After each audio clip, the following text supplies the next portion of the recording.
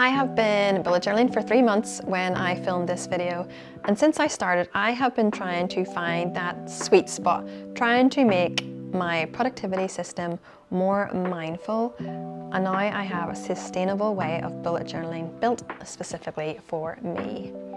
In this video I want to talk about the 3 usual things, a recap of the 3 months so far, some new challenges that have arisen since my last bullet journaling video, and to conclude, what does bullet journaling look like for me right now?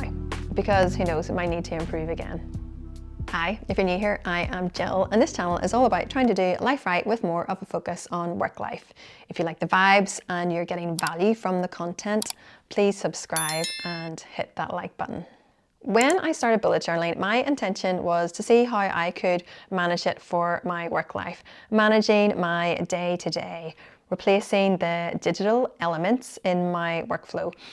The first challenge I encountered was that my plans and actions were in my bullet journal, and my longer form notes, context from meetings that ultimately led to the actions, were handwritten stored in my iPad. I corrected this quickly and brought everything into my one notebook. The flow worked well with my morning reflection, then a Bible devotion, followed by a rapid log of my notes from the day, capturing further actions, and then on most days closing out the day with an evening reflection, all in the one place, in the one notebook. This was sustainable for a while. I did begin to notice that I was going through the notebook quickly, which isn't a bad thing, but my notebooks were going to pile up if I continued like this. This led on to another challenge, which initially I thought I could manage, but it turns out I can't, as there's just too much risk of things falling through the cracks. Because I was using my bullet journal to manage all of my work day to day, my weekly logs and my monthly logs were growing beyond 1 page, 2 pages, and in some instances onto a 3rd page, with a recent example of being the January monthly log. I kept reviewing the list to sanity check it to make sure all of it was actually essential, and it was. There was nothing just taking up a line just to take up a line on a page. It generally was something I needed to action in some form. I had mentioned in my last video on bullet journaling that my notebook was fluid. I'm not boxing things up, setting pages up with templates. I need it to be fluid, and I need it to flex with my day-to-day and the nature of my job, which involves a lot of people and a lot of accountability. This meant then, for example, the January monthly log spanned 3 pages, but these 3 pages were not beside each other. They were located on different pages throughout the notebook, because I was taking lots of notes. This is where the risk was introduced. When I come to do my weekly action log for an upcoming week, could I say with 100% that I wasn't going to miss one of these pages, resulting in an action that I needed to do for the next week? So I had to fix it, and I moved it into a digital workflow. I now have digital notes for my weekly log collection and my monthly log collection, and rather than a generic future log collection, I have the months listed out, recording the actions in this specific month in the future. These can grow effortlessly in one location, resolving that challenge for me.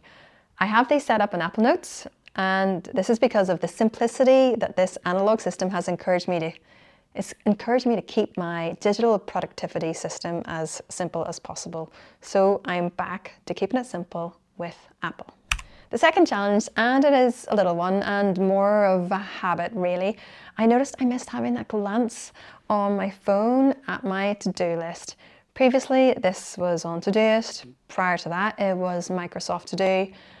And every now and again, all of us know it's very easy to have a glance at your phone, whether it's your to-do list or your calendar, to capture your plans for the day ahead. During my morning reflection, I map out my day with actions and events in my A5 bullet journal. The problem was the notebook was either in my bag or on my desk and not in my pocket, clearly because it's A5 in size.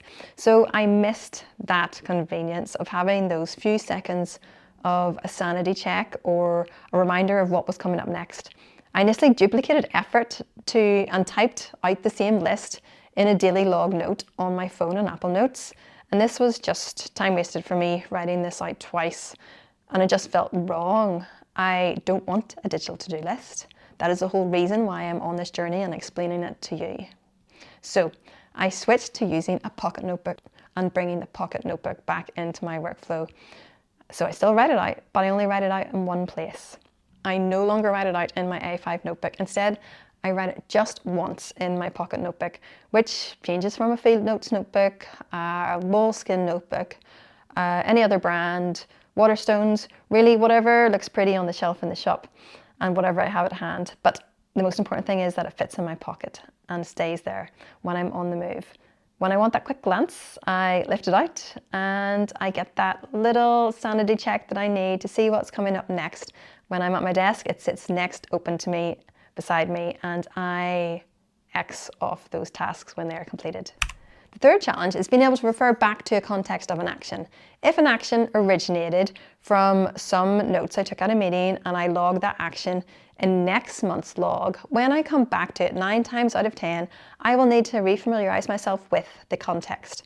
I initially started detailing the page number beside the action log so I could refer back to that page for the context, but this didn't work when transitioning an old notebook to a new notebook. I lost track of it and it just led to confusion, and the resolution for this one is part of the next challenge, which leads me on to that. The last challenge was that I just simply missed my iPad. From June last year, I have consistently been using the iPad for my handwritten notes and work, and as I migrated to being fully analog at the start of this journey, I missed my iPad. Twice I tried to introduce it back into my workflow, with the first being trying to get back into handwriting on it, but having enjoyed the analog experience so much writing on paper, I couldn't really make it stick. I just didn't really like it. So I went back to the notebook again, but I still missed the iPad. So I tried something different, and it seems so silly why I didn't try it before. I started to type up my notes in my iPad throughout the day.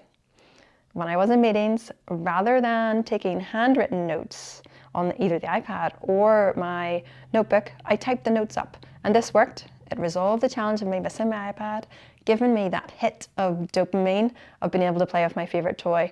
And a bonus is that actually my typing is so much faster than my handwriting. And looking back to challenge 3, rather than noting down a page number in my logs, I note down the date of the digital note, which makes it so much easier to locate rather than trying to locate it in a previous notebook. So what does bullet journaling look like for me? I start my day focusing on the notebook, 2 notebooks specifically. As part of my morning reflection, I log my day's actions and events for the day in my pocket-sized notebook, pulling meetings from my digital calendar and pulling actions from my digital weekly log. And it guides me throughout my day. This is then followed by 15 to 20 minutes of a Bible devotion using the Glorify app, which I have just fallen in love with in a big way. And I record my thoughts from that down on my A5 notebook, which is a very fancy Leuchtturm bullet journal notebook. And this has transitioned from a normal notebook into more of a Bible journal. And this notebook just stays at home. Throughout the day, I will rapid log notes from my meetings or notes that I am taking as I progress with some of my own work in either my iPad, or if I need a bit of a scratch pad, I'll just use simply the pocket notebook. On my iPad, I have created some text replacements for the action symbol, the event symbol, and the important symbol for rapid logging, enabling me for be able to quickly insert the right symbol that I need at the right time. When it comes to the latter part of my workday and I am reviewing the notes I have taken, I pull the actions from the notes captured that day and I record these into the relevant collection, whether it's the digital weekly log Apple Note to get it done this week, or whether it's the digital monthly log Apple Note for this month. And on a Friday, when I come to do my weekly action log for the upcoming week, I use a split view on my iPad, having the monthly log alongside the weekly log and migrating those actions from the monthly log into the weekly log, and it just seems so much easier. This does save time for me doing this digitally rather than flicking back and forth from page to page in a notebook like I had been doing previously. I have noticed benefits of having a hybrid analog digital approach to bullet journaling. This system is built specifically for my needs after trialing different ways of working, and there are 3 big wins for me, with the first being the mindful use of the notebooks in the morning, bringing the pocket notebook back into my workflow. The second being the digital management of the weekly and monthly logs. They are easily accessible and in one location with no risk of anything being missed between pages.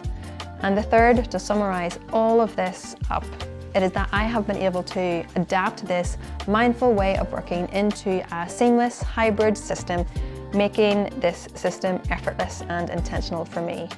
I'm genuinely excited to see if this changes again to work better, but for now this fits. And I'm so pleased I took the time to really understand what Ryder Carroll, the creator of the bullet journaling method, needed bullet journaling to be for him. Because after seeing what worked and what didn't work for me, I have a version now of what works for me. I hope you enjoyed this, and I hope it has inspired you to try and figure out what will work for you and to trial and error to find your fit. I hope to see you in the next one. Bye.